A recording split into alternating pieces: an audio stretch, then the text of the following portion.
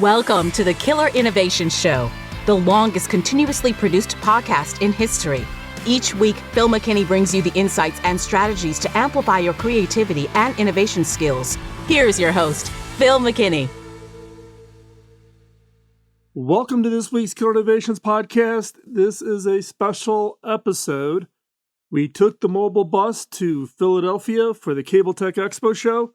We parked the bus right on the show floor and collected a whole bunch of interviews there at the show, getting a variety of perspectives, not only of innovation in North America, but also from companies in Europe, sharing their thoughts on what's happening in the broadband industry and what's happening in innovation in general. All the people that we interview are innovation leaders within their respective organizations. And today is the first of those interviews. The other ones will come out about every other week or so, I think is kind of the timing we will do. But today, this is the kickoff for the very first episode. This interview is with Hanno Narjus. Hanno is the SVP Network Products. He's also the CEO of Teleste Intercept. Now, Teleste has been around for quite some time, 900 employees. We talk a lot about what they're seeing in Europe and what's it like to be a European innovation leader trying to come into the U.S. market, as an example. But we spent a lot of time talking about the history of what's happening in Finland. If you think back to way back to Nokia being kind of the big company in Finland and being an innovation leader on a global scale. And then what happened to Nokia? They missed the cycle and they got disrupted by others, mainly the Apple iPhone disrupting the entire mobile phone.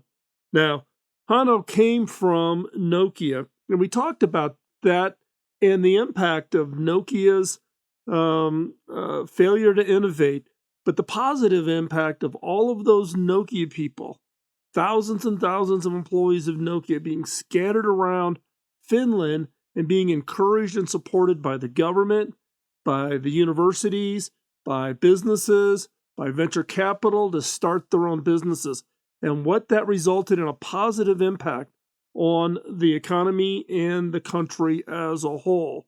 So that was a very interesting part of the conversation. We talked about a lot of things, but that's the thing I think you really want to listen into and pick up the lessons learned on change, transformation, and what happens to you when you get disrupted.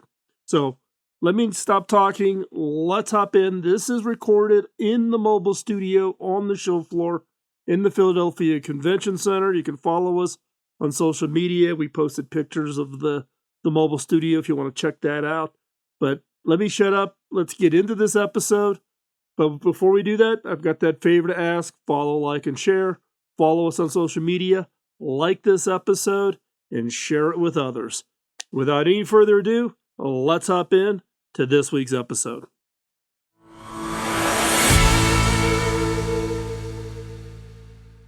Hanno, I want to get a little bit of background. You're here at the show. You're showing stuff. So what do you think of the show so far? It's a, first of all, great come together of people since 2019. That's the first thing. And there is so much kind of demand has been for this. You can see it in the eyes of the delegates and the people you are meeting here. The energy level is phenomenal. So there is this very important people aspect. And I think this is a reasonably close-knit community. So the coming together is just so rewarding. So that's my first angle for the show. But the second one is, of course, this whole promise of 10G in this industry, and that 10G promise is so tangibly coming now together. The ecosystem parts are coming together. All the vendors are showing different implementations. So it's such a big buzz that we can now actually feel the development, the progress towards 10G becoming a maturity. That's, of course, tremendously exciting for a tech show. So that's also my quick reflections. Yeah, the one thing with regards to the 10G is also the it is about, we're seeing real product here coming being made live. So that's been pretty exciting. You also wonder, the excitement we're seeing on the floor, is it about the technology, or is it the fact that you get to see everybody in 3D? Yes, exactly. Everybody's real. And it's a combination of those two, I think, which is pumping the energy level really high. Yeah. Well, I agree with that. I do agree with that, and it is an interesting challenge with regards to the challenges of how do you make this innovation real. Now, you're based out of Helsinki, right? Yeah. And one of the challenges that a lot of innovators have is you're innovating in one part of the world, and now you're trying to bring your innovations to other parts of the world, right? And there's perceptions of everything has to happen in Silicon Valley, right? Yeah. And this is actually, it's been one of the missions of the show. I did a whole series of what I called rural innovation. So I took my bus and we went into rural Kentucky and Tennessee and Mississippi and great. Indiana, finding innovators that are not in the hubs like Silicon Valley or Austin or Boston or whatever. Yeah. But people who aren't familiar, though, Helsinki's got a heck of a reputation as being a hub of innovation. When you think about Nokia, and you think about, I don't know, I've lost track. There's probably got to be 300 or 400 companies that spun out as a result of the engineers when Nokia kind of did the nosedive, and then everything got spun out. In fact, I did I wrote a whole article years ago on comparing Kodak and Nokia. On companies that failed to innovate to the next step. Right. They kind of got stuck. But Helsinki's got this very vibrant. In fact, we were laughing before we started recording. We have a common friend. Exactly. In the form of Peter Vesterbach. And I've talked about him on the show. And Peter's actually fed us guests, that have been on the show, that type of thing. But Peter worked for me at HP. He's very well known in Helsinki. Absolutely heroistic figure. He's the guy. He was head of marketing at Angry Birds. So if you either love or hate Angry Birds, I can put you in contact with Peter and you can complain about it for the listeners. But Helsinki has a great reputation. And the country, I think they particularly stepped up pretty strongly when the whole Nokia thing was happening. Absolutely. So they took it on as almost national pride. Actually, and actually I can build on that. Well, I'm an ex-Nokia alumni. Yep. So I was 10 years there. And actually I spent out of those 10 years, 4 or 5 years in the Nokia Ventures unit. And now, obviously, with the mobile business development, which went like it went, there was a lot of Nokians, I'm an example of that were seeking to different avenues in the career path. And while Nokia was a kind of, it was almost like Finland is Nokia. It was so big. But I think that has been the best thing for Finland, that these hundreds and thousands of people from Nokia eventually spread to all the different industries, companies, verticals, and that background of Nokia was just giving so much perspective of global business and courage, what you can achieve when you are ready to go to the world with your ideas. That is interesting, right? Because I run into this given, when I retired from HP, I get called from a lot of, small and medium-sized companies wanting to go to global scale. And those of us who've lived, you at Nokia, me at HP, it's a different skill set to try to go to global scale. And the world's changed. And Finland is, the startup companies are happening almost on the polar circle, way up north. So going from there and conquering the world, it's a big challenge. And it's a daunting challenge. And having there some experience, how to do that, which Nokia people had, Right. has been really, really valuable. You talk about the Arctic Circle. I built Karlskrona, Sweden, Yeah. which is 50 kilometers south of the circle. Yeah. You know, I don't think I've ever been so cold in my entire life. And I grew up in Chicago, Chicago is known for being cold. But boy, that's cold. Man, that and you guys, the whole sun thing, never getting up, in the wintertime. But again, it is interesting, right? Because everybody, for people nowadays, Nokia has been gone for a while, so and particularly the younger generation wouldn't know the history of what happened there. But again, I think what I was always impressed was the country stepping up to put together systems and infrastructure and funding and support for all of these spin outs. And I think you're right. I think Finland is 1,000 times better with that diversity of ideas and diversity of industries and the diversity of work that it's had an amazing impact on a global basis. And now, here you are, you're an ex-Nokia coming to the U.S. with products that you've been selling quite successfully in Europe. Now coming to, what's it like though because how many employees you have now? 700-800. Right. So many people go, oh my God, that's huge. I got to keep remembering when I retired from HP, we were 240,000. Exactly. So there's always a different, concept of scale. Yeah. But what have you seen trying to bring an innovation from Europe to the US? Easy, hard? Well, coming to a new market like US is always hard. But, the only vehicle that we can create interest here is innovation. Come on, that's right. That's the foundation. Otherwise, come on, this is the heart of cable industry. All the techie innovations traditionally have been coming from here. Why should somebody listen to a company coming from far north in Europe? The reason is innovation and kind of the finesse of engineering capabilities. That's the heart.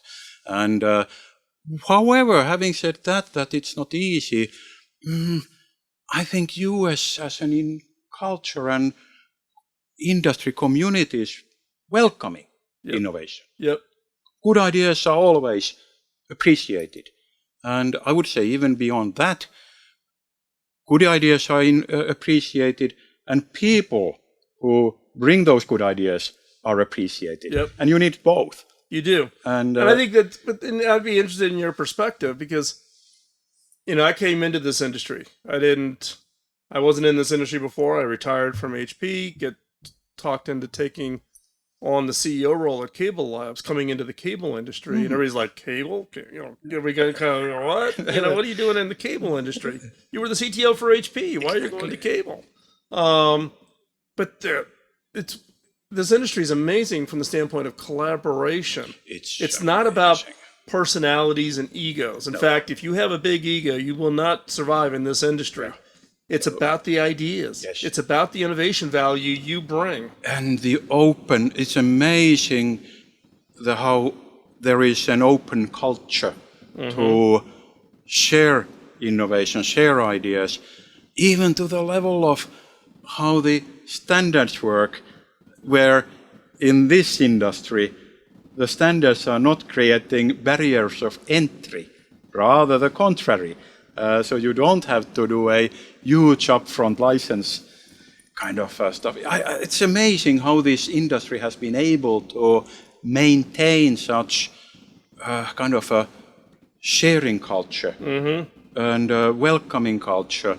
It's very different what I experienced when I was 10 years at Nokia and in the telecoms environment.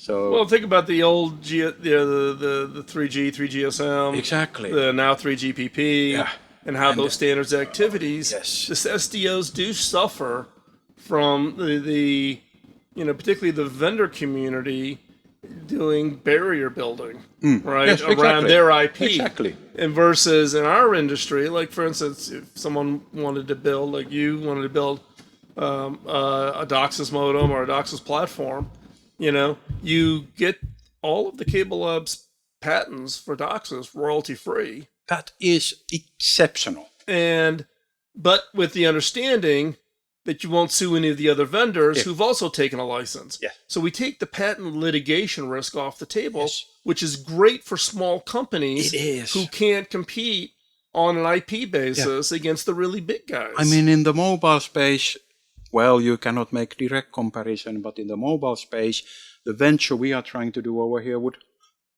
be highly risky. And here we go. There is a kind of a landscape, kind of a technology landscape there for you to grab and build on it without asking 100 permits. Can I do this? Right, or having to go negotiate a license fee to 25 different companies in order to use it. I don't know if it is still this. I don't know. This is very industry specific, but obviously there was this famous father character, John Malone, and I could imagine it's even his heritage that is still visible. It's very much John Malone heritage. When I was one of the 5 founders at Tellegent, John turned into being one of our largest shareholders. That's the first time John and I met. So he sat on the board of directors. I was one of the elected officers as being one of the 5 founders. And I remember those board meetings, right? They could be tough. John would be tough, but he was always surprised because of the cable industry having always been so open and so sharing and that. And then you go to the normal telecom market or you go to the IT market. I always tell the story. In fact, I shared it on stage the other day, which was, it's a secret weapon of the cable industry. Because when I was at HP, it was not like I would call my counterpart at Dell and say, let's have lunch and let's share R&D plans. It would never happen.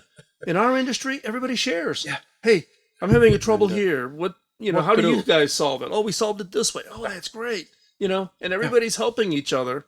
Now, even, we're very careful at Cable Labs. We don't do standards. We do interfaces. The key difference there is by defining the interfaces and defining them very specifically, that leaves everything that happens between the interfaces open to the vendors to innovate. Exactly. And actually, we were talking before we started recording about some of your work, which is around innovating what I call instrumentation. You call it sensing, or the sensor piece of measuring everything that's happening in the network. Yeah. Now, that's not part of the specification, right? That's the value that you bring to the product. So take the things out that aren't really a competitive advantage and free up your R&D dollars to innovate in the areas. And create new ideas how to build and run these infrastructure. Right, and go win business in a different way. Now, in your case, you introduce your products in Europe,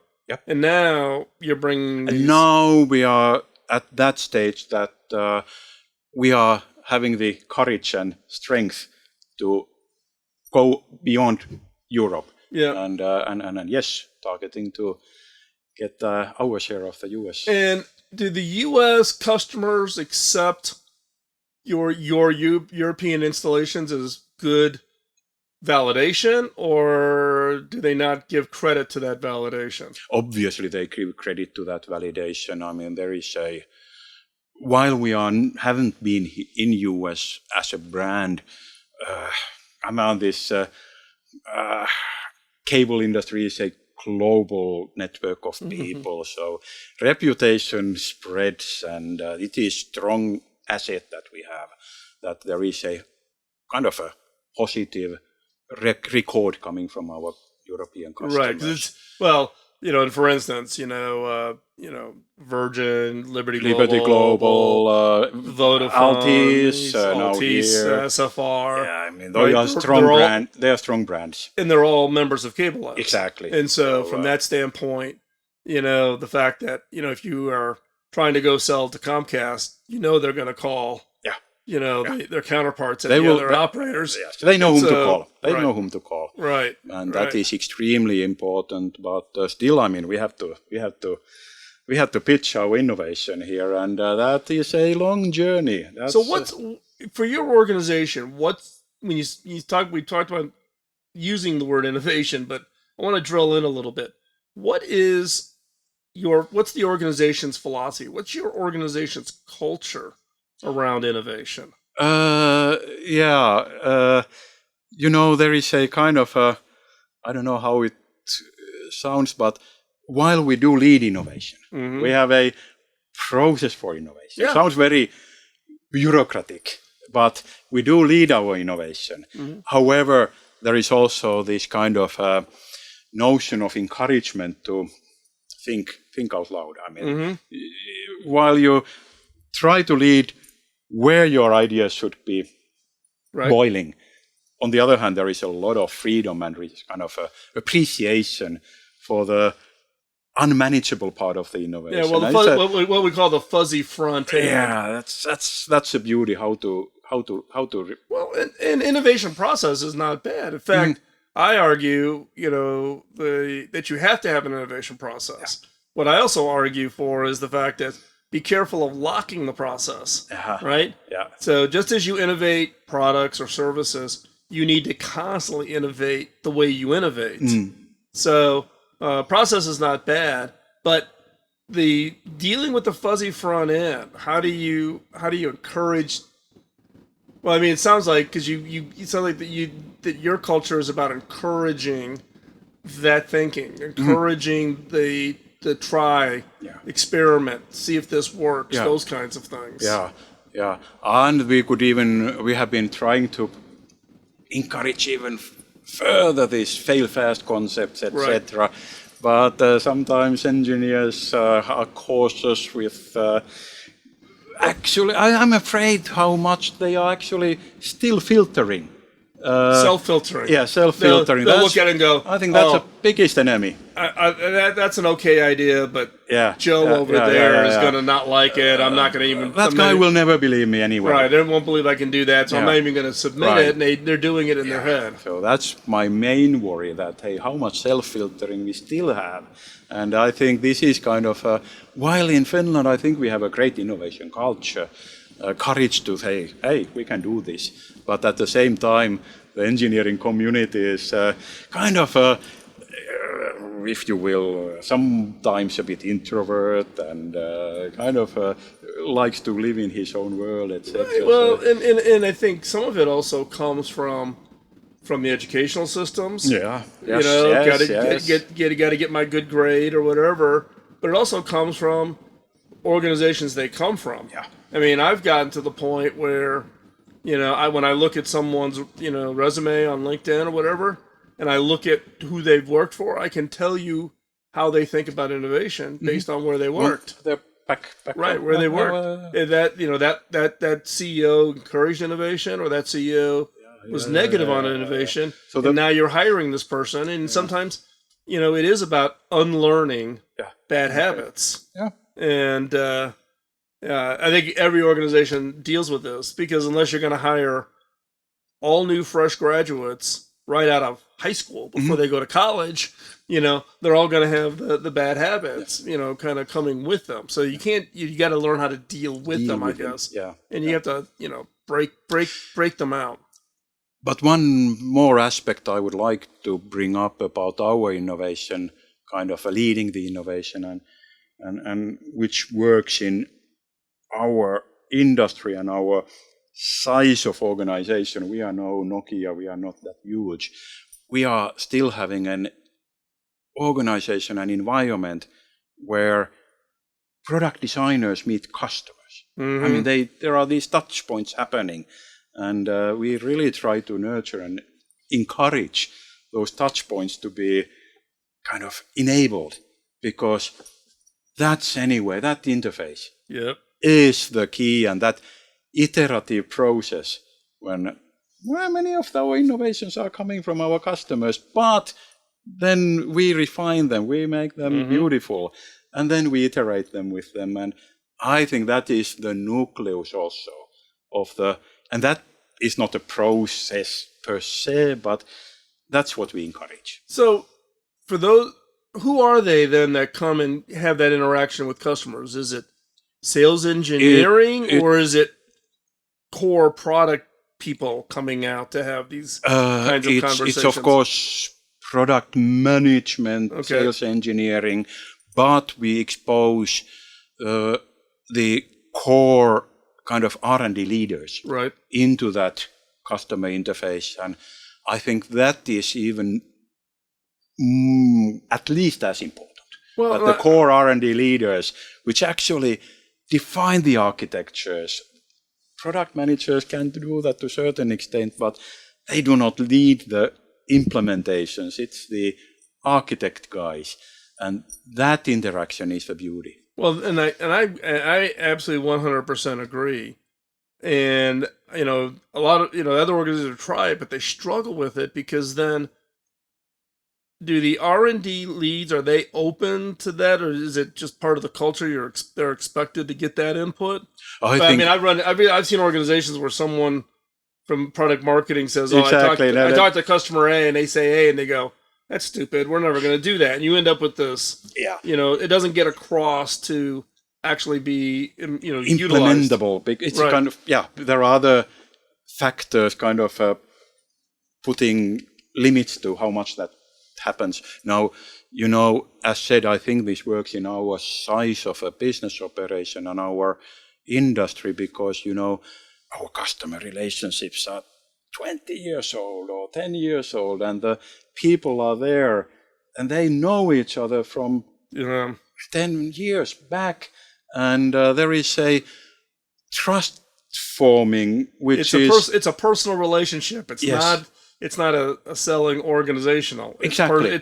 I trust you because we've done this before. Exactly. And I know I can be transparent with you, and you're not going to think negatively or whatever. And we hence have less interest because we have shown that it works when we do that in those engagements. So there are not sales account managers who they see that some goodies are happening. Right. So the brakes are off. Yeah. But that is possible because of this kind of a reasonably limited community of people who have been doing this time and again. Yeah. Well, I absolutely. It is interesting about people with longevity, you know, that have built up long-term, you know, relationships because of how long. And this is what's unique about the cable industry. I mean, I just passed 10 years in the cable industry, and I'm still somewhat of a newbie because the average tenure in the cable industry is like 20-some years. Yes. I mean, once you come into the industry, nobody ever leaves because it's such a great industry. Trust and transparency. Yeah, I mean, but inside of organizations, you know, how long have your company been around now? We have been in operation since 1954 when the broadcast TV started in Nordics. So that's when we started our business. We did 4 wall outlets. That's how we started. Well, and it's like HP started in 1938. Yeah. Right? And you have people very long tenure and moved around inside the organization. They used to be in that role. People know the business and they know exactly who to go talk to. Yeah. You know, you don't have any of that internal friction at all. So in your coming to the U.S., bringing your innovations here, how do you position those innovations? Are you bringing something that's like not done by the U.S. suppliers? So it's totally breaking out into new feature sets. Yes, it is. And this type of capabilities, this type of automation has really telemetry has never really been kind of implemented here. And there is kind of so yes, we very much come with that angle that, hey, this has proven to be of value in the European environment. So, hey, should we have a look? And so here's the question then: why didn't the U.S. any of the suppliers see that gap in the feature set? That is the core question that I have been wondering why. But and I could have many aspects to this question.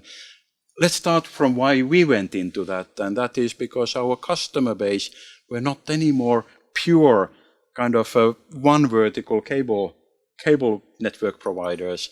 They were mobile providers. They were doing all kinds of things.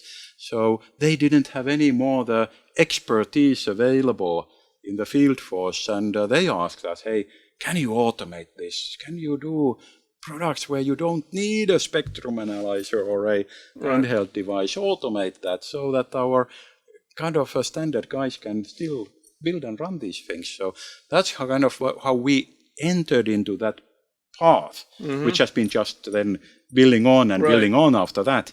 Whereas that has still to happen in US. But I would also throw a bit different angle into this. And on the other hand, kind of a bit different thinking, a bit even radical thinking. Does it happen where the incumbent kind of heart of the industry is?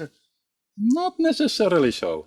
So it might be that the bigger ideas don't happen where people have been just doing this, kind of cranking the wheel year by year, and hence maybe these ideas have a more fertile ground somewhere outside of that traditional heart of the industry. I don't know. Yeah, it's an interesting idea. What we've found in the U.S., what I've seen with like new companies coming up, is actually the bigger guys struggle with bringing in the newer ideas, and so the smaller operators, are the ones that are much quicker to embrace because of the same issue. How do I equip my field staff who maybe not? I don't have. Struggling hiring. I can't get people to move to these rural areas. I need tools to augment my staff rather than labor to do the work. And so they tend to do it. And what's really unique about the industry is the big guys don't get their nose bent out of shape. If a smaller operator tries something and it works really well, then the big guys will go, okay, I'm going to try that. I will have a look. I'm going to have a look. I'm going to, they use it almost. And what's interesting, because of the collaboration, the smaller guys will share everything with the bigger guys, saying, here's what we did, here's why we did it. And this is actually how Wi-Fi mesh started. Getting adopted in the U.S. It started with a couple of the smaller operators. And then they published and shared with the bigger operators saying, here's what we did, here's what we saw performance-wise. We think this is cool. And this is cool. And then the bigger guys all hopped on the bandwagon. So this is where the industry collaboration is so valuable. But perhaps we are a bit back into this filtering. So these ideas are not having that fertile ground in big organizations. And, well, the not invented here is I don't know.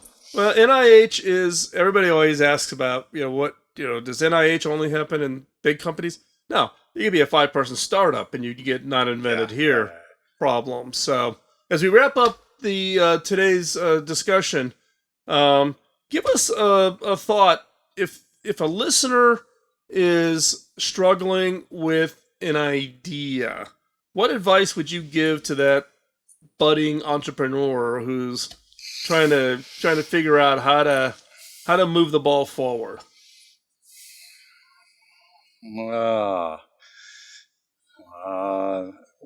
I'm taking the aspect of within an existing business organization. So, so someone's in the organization, they've got an idea. How do I get my leaders to I'm embrace not going to establish a startup and go to the VC community. No.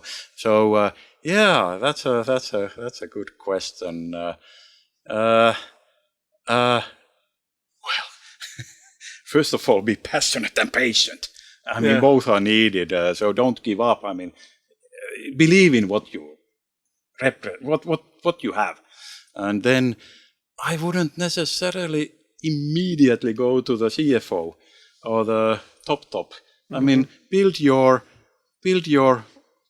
kind of a group around you who are more like would be opinion leaders and who can back you up in the organization. So that is something that I would advise. So kind of don't go immediately to the top guns, but start to talk about, get wider traction.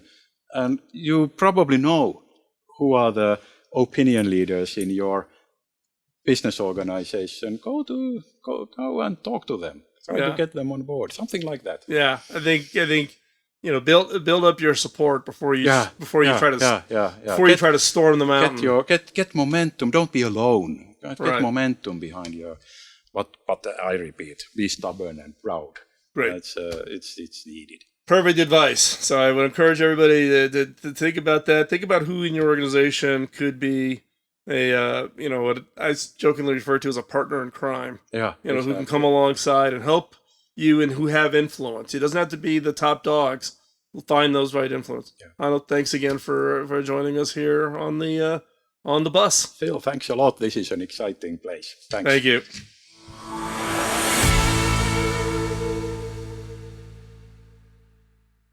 So I'll tell you my perspective of the opening of the show in Philadelphia. It was a lot of energy, a lot of excitement. Hanno shared his thoughts on it. This was the first time that we've actually had the mobile studio parked on the floor inside of a major industry show like that. It was actually a lot of fun. About 250 people came through the bus to take a look at it. Next show up, we will be at Consumer Electronics Show in January. So if you're in Las Vegas for Consumer Electronics, come find the bus. More than happy to let you come in, take a look at the studio. And if you've got a topic or you have an innovation story to tell and you'll be at CES, let us know. Drop us an email. You can send us a message through either the Killer Innovation site, or you can go over and fill out the contact form over at theinnovators.network. So with this, let me wrap up this week's show. As I said in the beginning, this is the first episode of a sequence of episodes. I think there was a total of 5 interviews we did at the show. So stay tuned. Those will be coming about every week, every other week or so, depending on other episodes that we've got pre-scheduled. So stay tuned. You'll get them all. They're all lined up, ready to go.